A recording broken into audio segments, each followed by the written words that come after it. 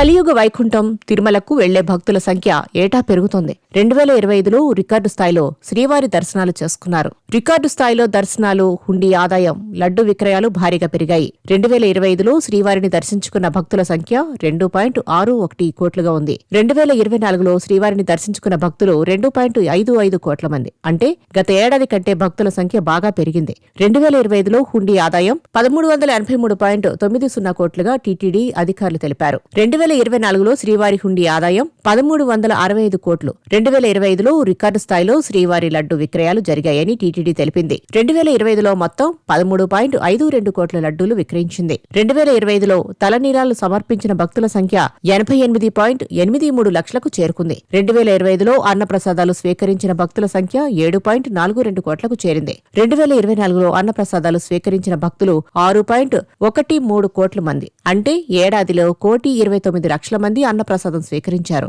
అన్నప్రసాదాలు, లడ్డూల నాణ్యత, టీటీడీ సేవలు అద్భుతంగా ఉన్నాయని భక్తులు ఆనందం వ్యక్తం చేస్తున్నారు. గతంతో పోలిస్తే ఏఐ టెక్నాలజీ వినియోగం వల్ల క్యూ లైన్లో వేచి ఉండే సమయం కూడా బాగా తగ్గింది.